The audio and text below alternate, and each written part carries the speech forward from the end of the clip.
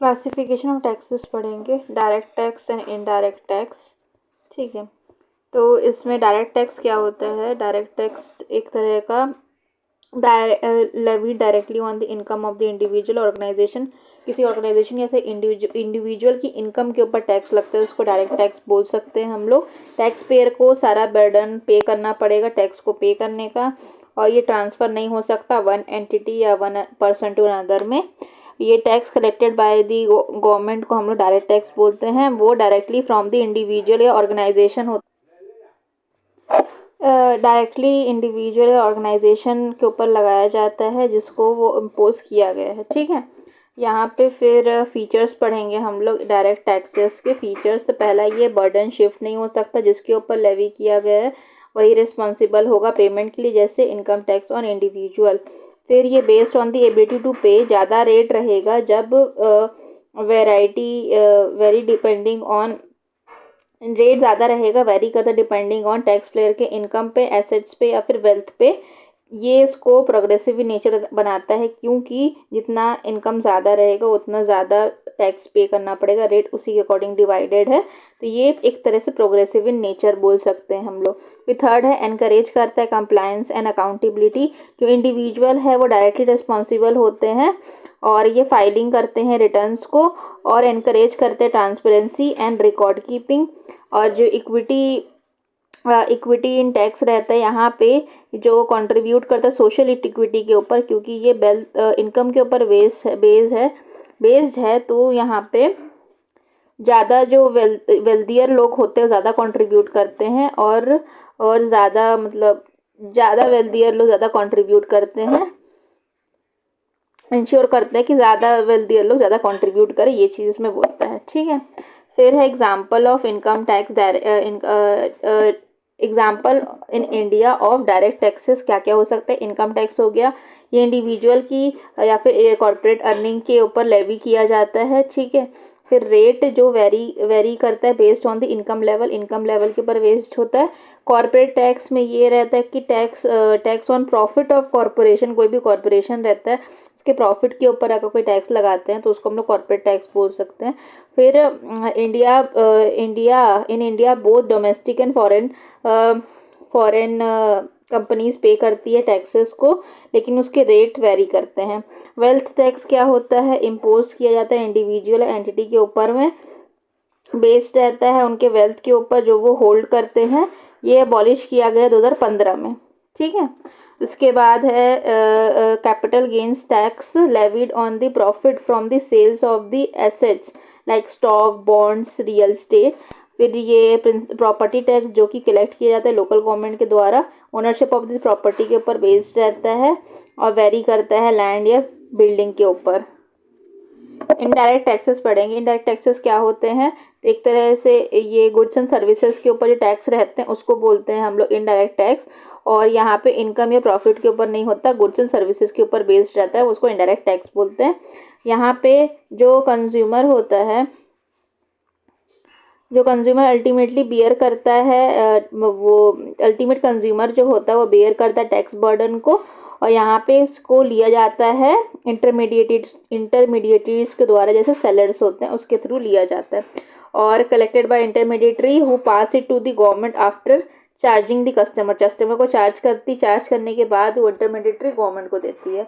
यहाँ पे एक थर्ड पर्सन इन्वॉल्व रहता है टैक्स को कलेक्ट करने के लिए, और बर्डन फाइनल कस्टमर के ऊपर होता है, और वहाँ पे इंडिविजुअल के ऊपर बेस्ड रहता है। फिर यहाँ पे हम लोग देखेंगे कि burden to shift the consumer, burden shifted to consumer के ऊपर बर्डन रहता है। जो फाइनल कॉस्ट है गुड्स एंड सर्विसेज का वो एंड कस्टमर के ऊपर जाता है, उसको पे करना पड़ता है जो कस्टमर उसको सर्विसेज ले रहा है। फिर दूसरा है हमारा यूनिफॉर्मिटी। यहाँ पे ये है कि सबको सेम मतलब टैक्स पे करना पड़ता है, और इनकम लेवल का ध्यान ना रखते हुए, मतलब उतना इम्पोर्टेंस होल्ड नहीं करता, regardless of the income level of the customer ये पे करना पड़ता है। यहाँ पे यूनिफॉर्मिटी रहती है, और ये इसको रेग्रेसिव बनाता है, क्योंकि कोई 1 लाख कमा रहा है तो भी इतना ही पे करेगा, 10,000 कमा रहा है वो भी इतना ही पे करेगा, तो क्या एक रिग्रेसिव टाइप ऑफ टैक्स बोल सकते हैं, क्योंकि सबको इक्वल ही ट्रीट कर रहा है, उनकी इनकम को नहीं देख रहा है। बाकी जो हमारा डायरेक्ट टैक्सेस होता है वो इनकम के ऊपर बेस्ड रहता था, जिसको ज़्यादा इनकम ज़्यादा पे करता था, जिसको कम है वो कम पे करता था। फिर हाई एनकरेज करता है सेविंग को, हायर टैक्सेस रहते हैं लग्जरी गुड्स के ऊपर, इसकी वजह से रिस्पॉन्सिबल स्पेंडिंग हमको देखने को मिलती है। फिर ब्रॉड टैक्स बेस रहता है, यहाँ पे इनडायरेक्ट टैक्स जो होते हैं वो बहुत सारे वेरियस सर्विसेज या गुड्स के ऊपर अप्लाई करते हैं, इससे ज़्यादा से ज़्यादा गवर्नमेंट का रेवेन्यू जनरेट होता है। और यहाँ पे लास्ट पॉइंट ये है कि टैक्स बेस्ड रहता है कंजम्पशन के ऊपर, इंडिविजुअल पे करता है टैक्स को based on what they buy, मतलब जो खरीदेंगे उनको उसी के टैक्स पे करना पड़ेगा, उनकी इनकम पे नहीं है। तो एक तरह से यहाँ पे चूज करने का ऑप्शन होता है टैक्स बेस्ड ऑन कंजम्पशन, जितना ज़्यादा कंज्यूम करेंगे ज़्यादा टैक्स लगेगा। तो यहाँ पे एक चॉइस रहती है कस्टमर की कि वो क्या करना चाहते हैं। एग्जाम्पल क्या है इसके, इंडिया में इनडायरेक्ट टैक्स की एग्जाम्पल है हमारे goods and services tax GST. ये मल्टी स्टेज रहता है जो कि डिटरमाइन का destination based levied on the supply और दी, यही मल्टी स्टेज में रहता है और ये supply on goods and services के ऊपर बेस्ड रहता है। जीएसटी जो है वो रिप्लेस करता है पहले प्रीवियस के इनडायरेक्ट टैक्सेस को, बहुत सारे अलग अलग इनडायरेक्ट टैक्सेस जैसे वैट हो गया, कस्टम्स हो गया, ड्यूटीज़ हो, कस्टम्स तो अभी भी है, ड्यूटी हो गया, ये सब थोड़ा सा थे, उसको रिमूव करता है, ठीक है। इसके बाद उसको रिप्लेस करके एक जीएसटी एक टैक्स आ गया, सर्विस चार्ज एक लगता था वो भी नहीं लगता अब। फिर GST has replace many previous indirect taxes. यहाँ पे जीएसटी डिवाइडेड है state GST, central GST and IGST. फिर कस्टम ड्यूटी क्या होता है, टैक्स रहता है जो कि कस्टम ड्यूटी टैक्स रहता है जो कि इम्पोज किया जाता है इम्पोर्ट्स या एक्सपोर्ट्स के ऊपर, गुड्स जो कि इंडिया में आ रहे हैं या फिर इंडिया से जा रहे हैं, use to protect domestic industries and regulate trade. ये प्रोटेक्ट करता है domestic industrial and regulate trade. Excise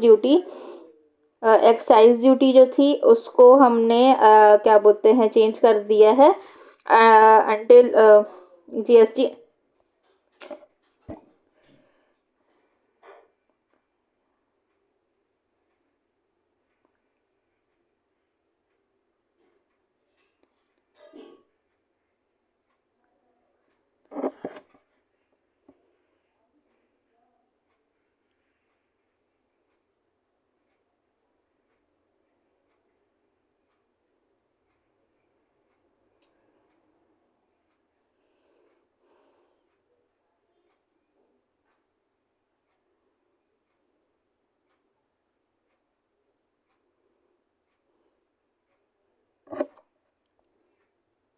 जो एक्साइज ड्यूटी थी वो पहले रहती थी, अब उसको जीएसटी रिप्लेस कर दी। ये एक्साइज ड्यूटी क्या थी, तो एक जो टैक्स इम्पोज किया जाता था production of goods with in India के ऊपर।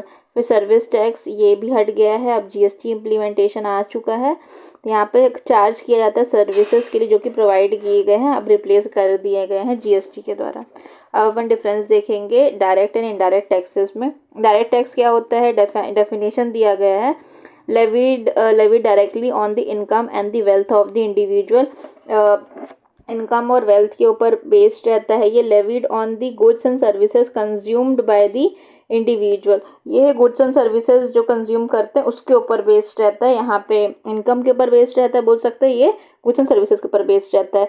बर्डन किसके ऊपर पड़ रहा है, तो बर्डन पड़ रहा है टैक्स पेयर के ऊपर डायरेक्टली, ये शिफ्ट नहीं होता है, शिफ्ट होता है टू द फाइनल कस्टमर पे करता है थ्रू इंटरमीडिएटरीज।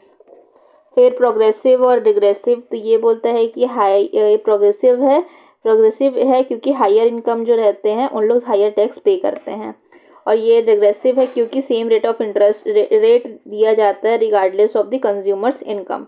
फिर impact on the income distribution promote करता है सोशल इक्विटी, ज़्यादा पे करने वाले लोग ज़्यादा अर्न करने वाले ज़्यादा पे करेंगे टैक्सेस को। और यहाँ पे बोलता है कि इंक्रीज़ कर सकता है इनइक्वालिटी क्योंकि सब कोई सेम रेट पे कर रहे हैं।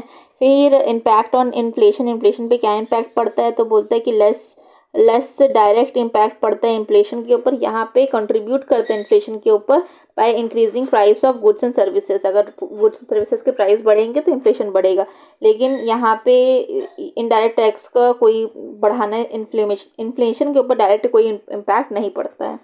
फिर इक्विटी यहाँ पे क्या होगा, टारगेट डायरेक्ट टैक्स में टारगेट करते हैं इंडिविजुअल को based on their ability to pay ensure fairness. वही है कि उनके एबिलिटी के ऊपर बेस्ड रहता है, जिसको ज़्यादा रहती है वो ज़्यादा पे करेगा, ठीक है। ये लेस इक्विटेबल है क्योंकि सबको सेम पे करना पड़ता है और सेम रेट पे रिगार्डलेस ऑफ देयर इनकम। वही चीज़ बोला। Revenue stability more often more stable but depends upon the economic condition, ठीक है। एम्प्लॉयमेंट रेट होगा तभी ना वो इनकम टैक्स देंगे। यहाँ पे generates continuous revenue as long as the consumption persistent, consumption होता रहेगा तो रेवेन्यू बढ़ता रहेगा यहाँ पे इनडायरेक्ट टैक्सेस का।